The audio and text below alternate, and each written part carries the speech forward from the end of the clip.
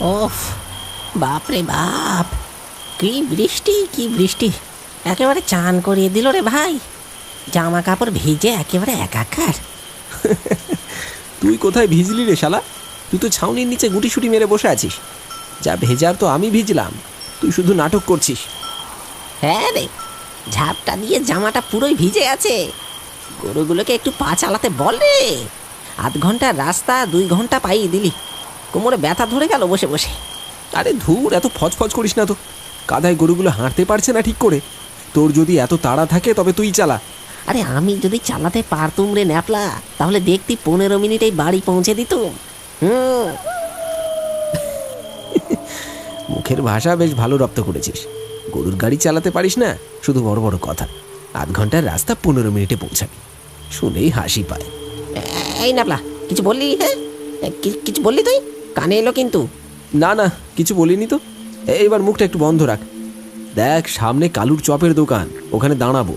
তুইও একটু জিরিয়ে নিবি আর আমি একটু গরম চা খাবো। দুপুর গড়িয়ে বিকেল হতে না হতেই আকাশটা যেন হঠাৎ করে অজানা রাগে ফেটে পড়েছে। শুরু হলো একটানা মুষলধারে বৃষ্টি। ঘন মেঘে চারিদিক অন্ধকার হয়ে এসেছে। তখনও সন্ধে নামেনি, অথচ মনে হচ্ছিল গভীর রাত। ঝমঝম শব্দে কান পাতা দেয়। সেই সঙ্গে মাঝে আকাশ কাঁপিয়ে উঠছে বিদ্যুতের ঝলক আর বজ্রের গর্জন। চারপাশে একটাও মানুষ নেই। এই ঝড় বৃষ্টি মাথায় নিয়ে ভম্বল আর আমি হাট থেকে বাড়ি ফিরছি। হাট শেষ হয়েছে সন্ধ্যার অনেক আগেই। বৃষ্টির জন্য রাস্তার মধ্যে আটকে পড়েছিলাম। কোনোভাবে বৃষ্টি কমছে না দেখে বৃষ্টির মধ্যেই বাড়ির উদ্দেশ্যে রওনা দিয়েছি।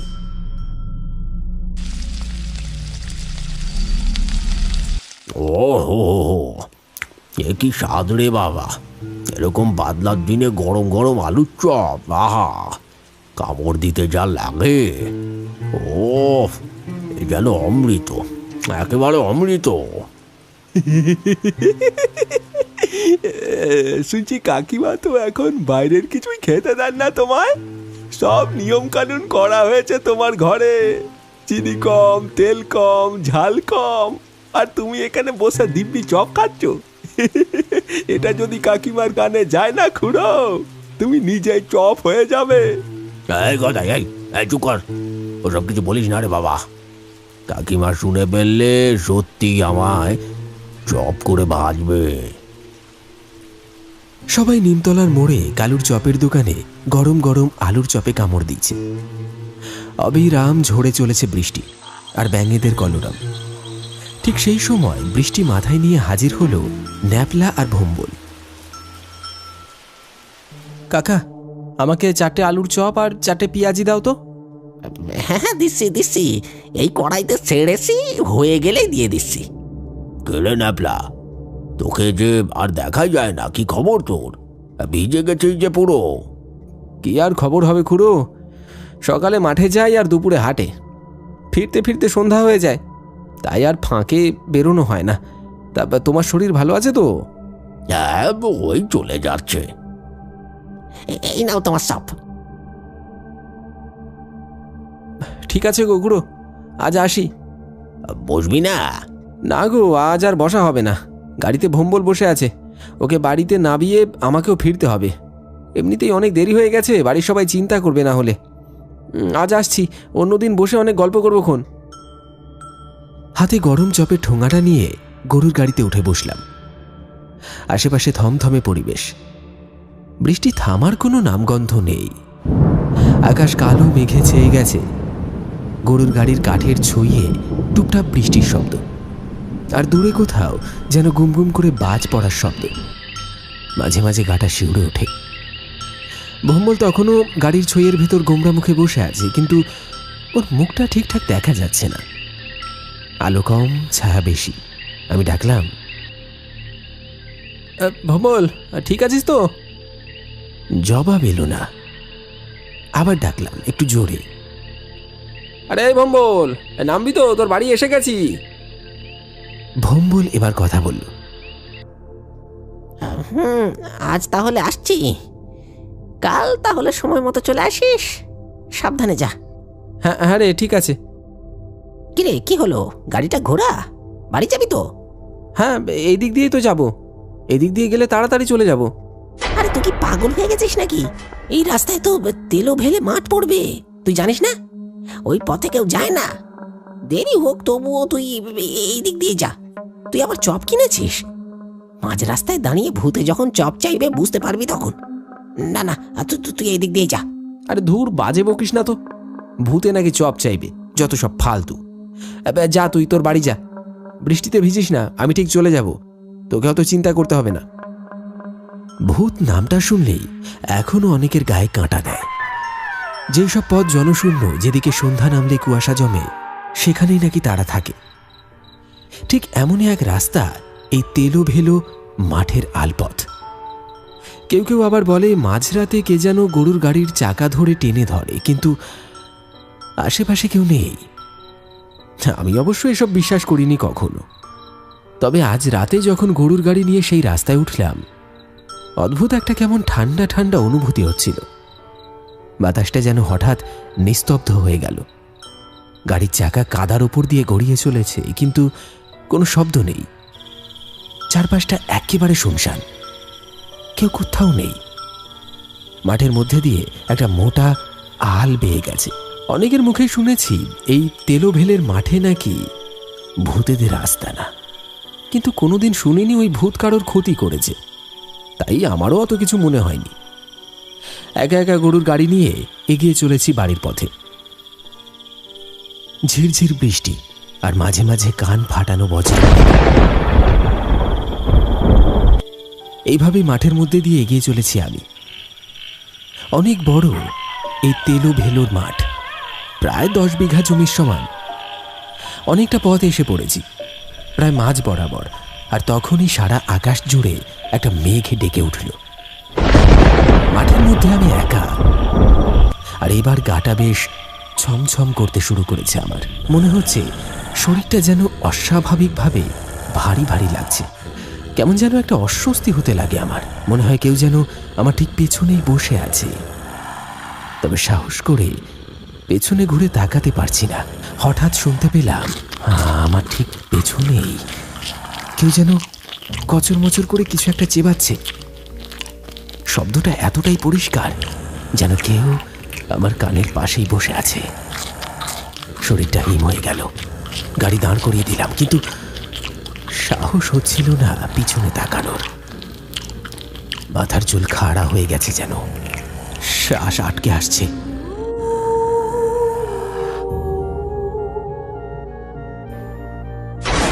কোনো মতে নিজেকে সামলে ধীরে ধীরে পিছনে ঘুরে তাকালাম, কিন্তু কেউ নেই।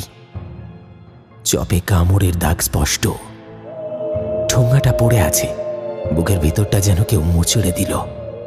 নিজেকে বোঝালাম হয়তো বাঁধা আলগা ছিল, খুলে গেছে, কিন্তু মন মানল না। তবু গাড়ি চালানো শুরু করলাম।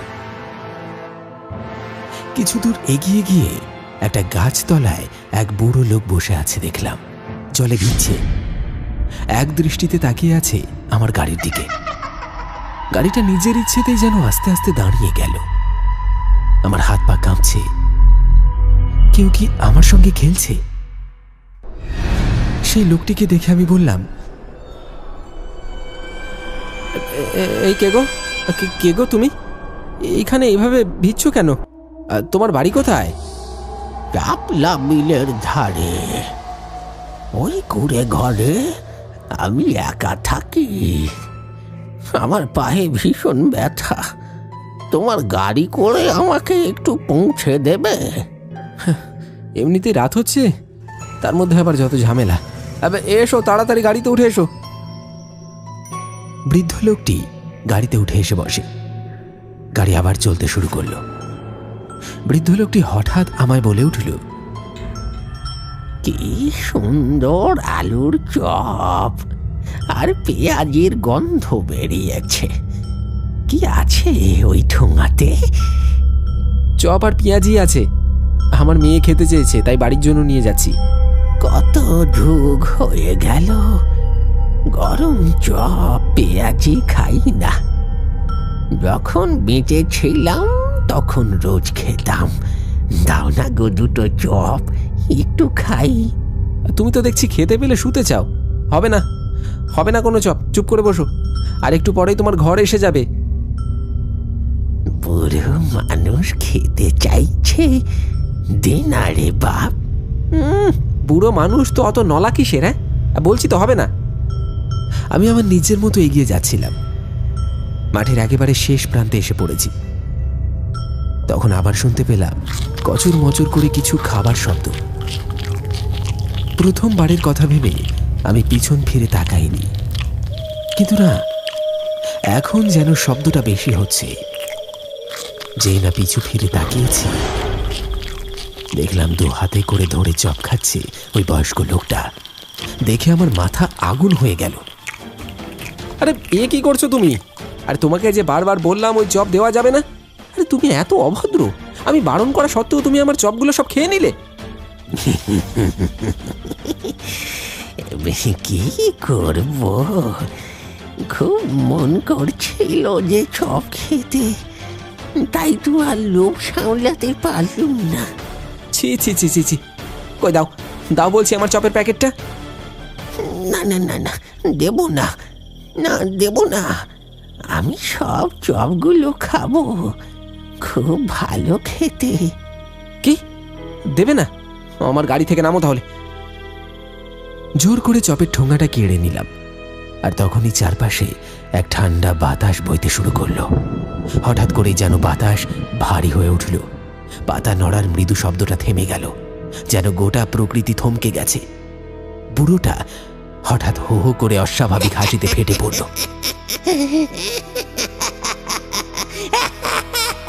তার সেই হাসির শব্দটা যেন বাতাস কাঁপিয়ে তুলল। বুড়োর চোখ দুটো এখন জ্বলছে ঠিক যেন লাল আগুন। তার মুখমণ্ডল কুঁচকে কুঁচকে এক বীভৎস বিকৃত চেহারায় রূপ নিচ্ছে। চুলগুলো যেন ধোঁয়ার মতো উড়তে লাগলো বাতাসে। তার গায়ের জামাটা ছিঁড়ে পড়ে গেল মাটিতে, আর ভিতর থেকে বেরিয়ে এলো এক ভয়ঙ্কর কঙ্কালসার শরীর। হাড়গুলো বাইরে বেরিয়ে এসেছে, চামড়া যেন কেউ ছিঁড়ে নিয়েছে। বুড়োটা এখন আর কোনো সাধারণ মানুষ নয়, সে যেন মৃত আর জীবনের মাঝামাঝি কোনো পিশাচ। তার হাসিটা বদলে এখন এক ঘন গর্জনে পরিণত হয়েছে। আমি জমে গেলাম, নড়তে পারছি না। চারপাশে কুয়াশা জমে উঠেছে, আর সেই কুয়াশার ভিতর থেকে যেন অস্পষ্ট আরো অনেক ছায়া এগিয়ে আসছে। ও মাগো, ও মাগো, কে গো? ওরে বাবা রে, যে ভূত, ভূত!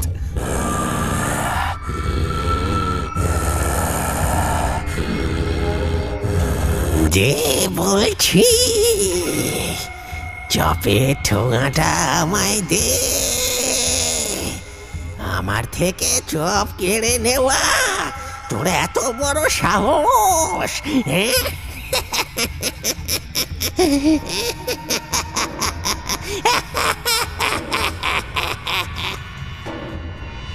আমি পেছোতে চাইলাম, কিন্তু পা যেন শক্ত হয়ে গেছে। আমি নড়তেই পারছি না। চারপাশটা ধীরে ধীরে অন্ধকারে ডুবে যাচ্ছে। কানে শুধু একটা শব্দ পাচ্ছিল, চপ, চপ,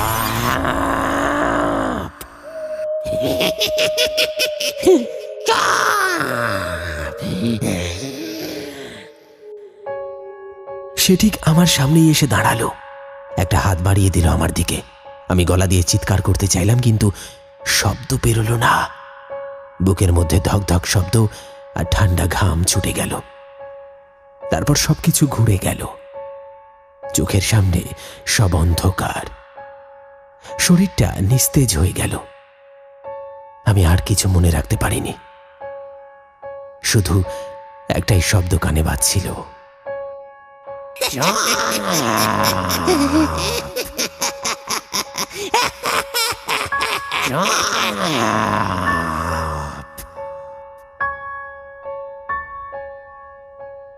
যখন আমার হুঁশ ফিরল, দেখে আমি বিছানায় শুয়ে আছি। কিন্তু কিভাবে আমি বাড়ি এলাম কিছুই জানি না। শুধু মনে মনে ভাবলাম, দেরি হয় হোক, কিন্তু এলোভেলো মাঠের রাস্তা দিয়ে জীবনে আর নয়।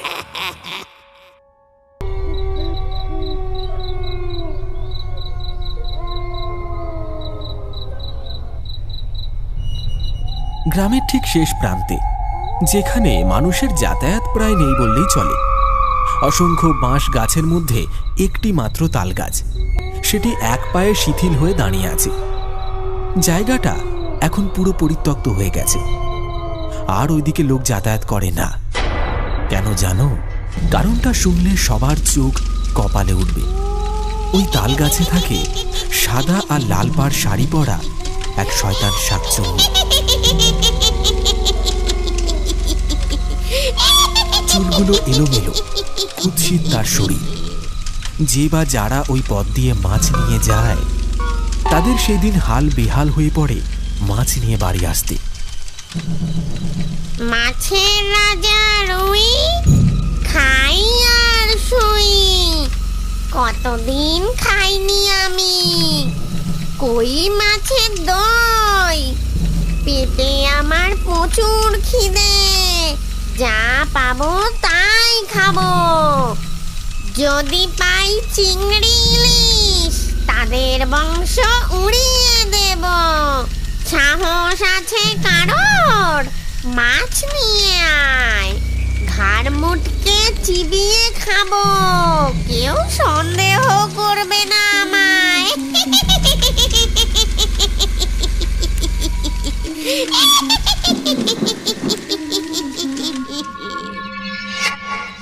সময়টা পৌষ মাসের একদম মাঝামাঝি।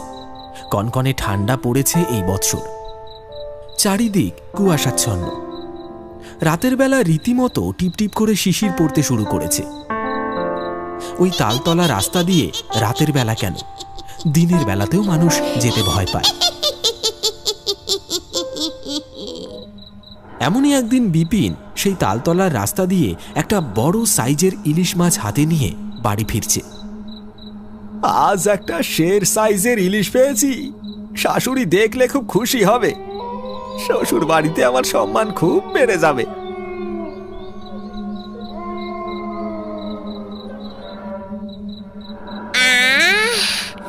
কি সুন্দর একটা মিষ্টি গন্ধ বেরোচ্ছে।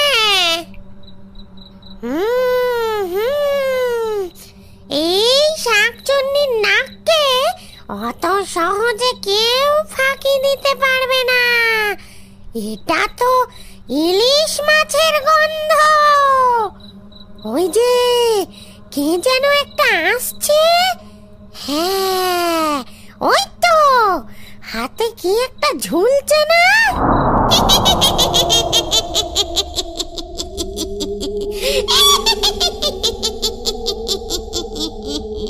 বিপিন তো মনের আনন্দে ইলিশ মাছটা ঝোলাতে ঝোলাতে শ্বশুর বাড়ির দিকে এগিয়ে যাচ্ছে। সে তো আর জানে না যে ওই ইলিশ মাছে কার নজর পড়েছে।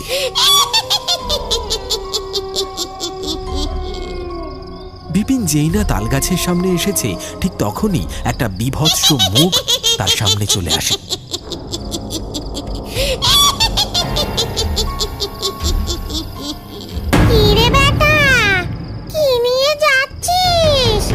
ইলিশ মাছ বুঝি? কই দে দেখি, তাড়াতাড়ি আমার হাতে দে। বিপিন তো ভয়ে পুরোপুরি কাঠ হয়ে গেছে। নিজের চোখকে সে বিশ্বাস করতে পারছে না। তার চোখের সামনে সে কি দেখছে? সেই সুদূর প্রসারী তালগাছের ওপর থেকে তার গলাটা সরু করে এগিয়ে এসেছে তার সামনে। কে তুমি? কে তুমি? আমি শাকচুন্নি রে, সবার মাছ কেড়ে কেড়ে খাই। দে দে দে দেখি, এই ইলিশ মাছ কতদিন খাই না। ওই ইলিশ মাছ আমার খুব ভালো লাগে। না না না না, এই মাছ আমি অনেক দাম দিয়ে কিনে আমার শ্বশুর বাড়ি যাচ্ছি। আমি এই মাছ কিছুতেই দেব না। কি দিবি না? তুই আমায় মাছ দিবি না? তবে রে বেটা, এত বড় স্পর্ধা আমার মুখের ওপর না বলিস। বলেই সেই তালগাছে থাকা মেছো ভূত তার সরু সরু হাতগুলো বাড়িয়ে দেয় বিপিনের দিকে। দেখবি দেখবি এক্ষুনি ঘাটটা মোটকে উল্টো দিকে ঘুরিয়ে দেব। শ্বশুর বাড়িতে ইলিশ মাছ নিয়ে যাওয়া একেবারে বার করে দেব। যেই না হাতগুলো বাড়িয়ে বিপিনের দিকে নিয়ে যাচ্ছে, তখন ইলিশ মাছ ফেলে দিয়ে সে দে দৌড় বলে প্রাণপণে ছুটে যায়। ওরে বাপরে, ওরে বাপরে, পালা রে পালা, শাকসুন্নি আমায় মেরে ফেললো রে, শাকসুন্নি আমায় মেরে ফেললো। কি হলো রে, পালাচ্ছিস কেন? আমার মুখের ওপর কথা, মাছ দেব না। বলেই ইলিশ মাছটা ঝপ করে চলে গেল তালগাছের একেবারে ডগায়। কচমচ করে কাঁচা একটা গোটা ইলিশ মাছকে চিবিয়ে খেয়ে ফেলে সেই পিশাচ।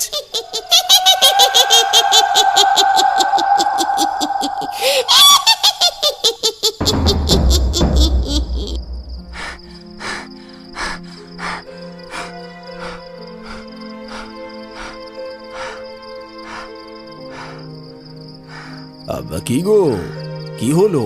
এই ঠান্ডার দিনে এইভাবে ছেলেটাকে হাওয়া করছো কেন? কি হলোটা কি? আর বলো না বাবা, ওই যে তাল গাছে।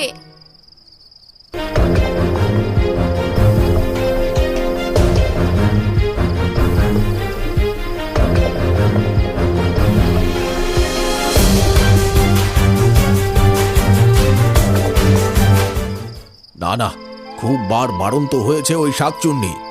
আগের দিন পাশের পাড়ায় ওই পল্টুর ছেলেটা ওই খাল থেকে কটা পুঁটি মাছ নিয়ে ঘরে ফিরছিল। ওই শাকচুন্নির তাড়া খেয়ে ছেলেটা এমন পড়েছে, পুরো হাঁটুর মাথাগুলো ছিঁড়ে ভেতরে সাদা মাংস বেরিয়ে গেছে। এই সবে মাত্র তোর পায়েই আমি ওষুধ লাগিয়ে আসছি। এবারে কিছু একটা করতে হবে। কি করবে বাবা তুমি? তবেই তো আমি ডাক্তার। ডাক্তার হিসেবে যেমন রোগ সারাতে পারি, তেমন রোগ বাঁধাতেও পারি। শুধু দেখতে থাক কি করে এই হাড়ু ডাক্তার।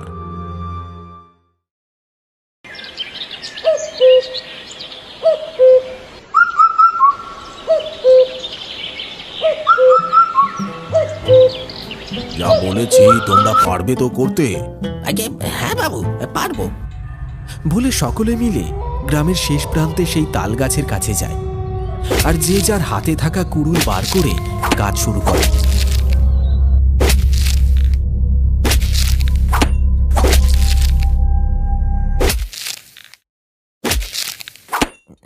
জল লাগা কে?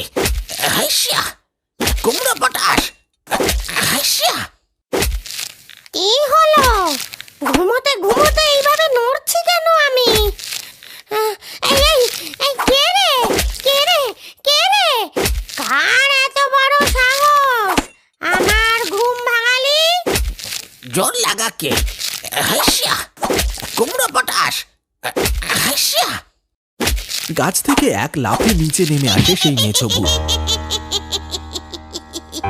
তাকে দেখা মাত্র সবাই খুব ভয় পেয়ে যায়। এই তোরা এইখানে আমার ঘর ভাঙতে এসেছিস? তোদের সাহস তো কম না, তোদের প্রাণের মায়া নেই। বলেই তেড়ে আসে শাকচুন্নি। প্রচন্ড রেগে যায় সে। ওরে বাপরে, পালা রে, পালা পালা, পালিয়ে যা। সবাই ছুট দিল যে যেদিকে পারল, কিন্তু নকু ভয়তে কাঠ হয়ে দাঁড়িয়ে রইল সেখানে। সে এক চুলো নড়তে পারল না সেই স্থান থেকে। শাকচুন্নির যত রাগ গিয়ে পড়ল সেই নকুর ওপর। দু হাতে করে ধরে শূন্যে তুলে ধরল তাকে। আমাকে ছেড়ে দাও, ছেড়ে দাও আমাকে। আমার কোনো দোষ নেই, আমার কোনো দোষ নেই, আমি কিছু করিনি, আমি কিছু করিনি গো। দোষ করিসনি? আমার ঘর ভাঙতে এসে বলছিস দোষ করিসনি? আসলে ওই হারু ডাক্তার আমাদের কাছে এসে বলে যে উনি আমাদের অনেকগুলো টাকা দেবেন এই তাল গাছটা কেটে দিলে। আমরা কেউ জানতাম না যে এইখানে তুমি থাকো, জানলে কখনোই আসতাম না গো। এবার তো আমায় ছেড়ে দাও, ছেড়ে দাও আমায়। বলা মাত্রই সেই শাকচুন্নি নকুকে ছেড়ে দেয়। ওই বিশু ডাক্তারকে আমি ছাড়বো না। আমার ঘর ভাঙার জন্য লোক পাঠানো, তবে রে বেটা আজ সন্ধেটা হোক, দেখি কত সাহস। বেটার ঘাড় মোটকে যদি না মুন্ডুটা ছিঁড়েছি, তা না হলে আমার নাম শাকচুন্নি পদ্মা না।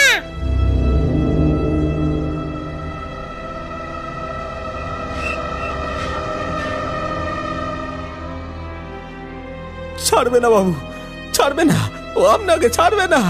ওই শাকচুন্নি খুব রেগে গেছে আপনার ওপর। আমি তো যা হোক করে ওখান থেকে পালিয়ে এসেছি। আজ রাতের মধ্যে আপনার ক্ষতি করবে, আপনার ক্ষতি করবে আজ রাতের মধ্যে। সবার কথাগুলো শুনে এবার তো মনে মনে খুব ভয় পেতে থাকে হারু। নিজেই সে নিজের বিপদ ডেকে এনেছে, অন্যদিকে সে তো ছেড়ে দেওয়ার বান্দা নয়। মনে মনে গভীর চিন্তা ভাবনা করতে থাকে কিভাবে সেই শাকচুন্নিকে পরাজিত করবে। দুপুর গড়িয়ে বিকেল হলো, চোখের পলকে সন্ধ্যা হতেও বেশি সময় নিল না। ইতিমধ্যেই হারু খুব জমজমাট একটা বুদ্ধি বার করেছে।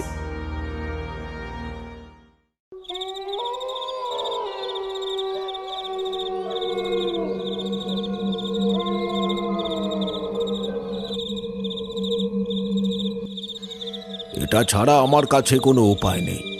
আমি ওই শাকচুন্নিকে এই ঝুড়ি ভর্তি মাছ দিয়ে কান ধরে ক্ষমা চাইব, আর বলবো যে রোজ রোজ আমি ওকে মাছ খাওয়াবো ঠিক এইভাবেই।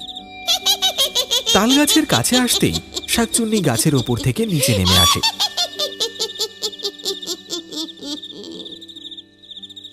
এই এই বেটা হারু, তোর কত বড় সাহস! সকালে আমার ঘর ভাঙার জন্য লোক পাঠিয়ে আবার এই বেলায় এসেছিস? এক্ষুনি এক্ষুনি তোর ঘাটটা মোটকে তোকে মেরে ফেলবো। কি ব্যাপার? মাছের গন্ধ, মাছের গন্ধ কোথা থেকে আসছে? আহা, আমার আমার খুব ভুল হয়ে গেছে। আমি তোমার ক্ষমতা বুঝতে পারিনি, আমায় ক্ষমা করে দাও। আমি তোমার জন্য এক ঝুড়ি মাছ নিয়ে এসেছি। তুমি যদি আমাকে ছেড়ে দাও তাহলে আমি তোমায় রোজ রোজ এইভাবে মাছ খেতে দেব। তুই এত ভালো? না না না না, আমি তোকে মারবো না। তুই আমায় এইভাবেই রোজ মাছ এনে দিবি। কই, দে দে দে দেখি, মাছগুলো আমায় দে। ও, এটা যে সে মাছ নয়, এটা আধুনিক মাছ। এই মাছগুলো খেতে গেলে যে যার ঘরকে জড়িয়ে ধরে চোখ বুজে বলতে হয়, ঘর দেবতা, ঘর দেবতা, দাও দাও আমায় আধুনিক মাছ দাও। কি আধুনিক মাছ? সেটা আবার কি? দারুণ খেতে, ইলিশ মাছের থেকেও ভালো, আর কোনোদিন ভুলবে না। তাহলে তো আমি এক্ষুনি বলছি, ঘর দেবতা, ঘর দেবতা, আমায় আধুনিক মাছ দে। এই এই, কি করছিস? কি করছিস তোরা? কি করছিস তোরা? কি করছিস? কি করছিস? ছেড়ে দে আমায়, ছেড়ে দে।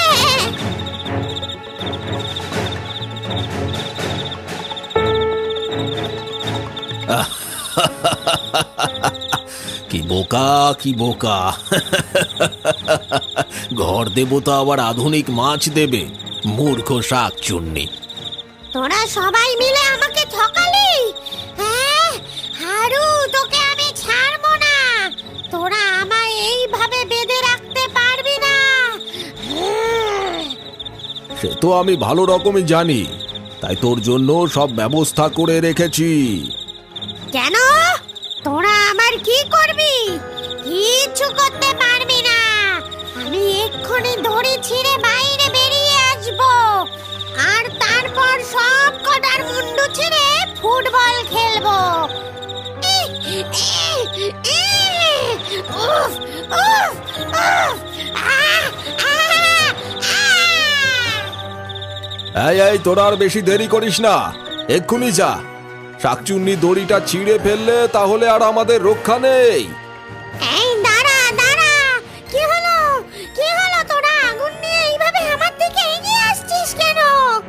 যাতে তুই আমাদের মারার আগে আমরা তোকে মেরে ভূত করে দেব আবার। জ্বলে গেল, জ্বলে পুড়ে গেল আমার সারা শরীর।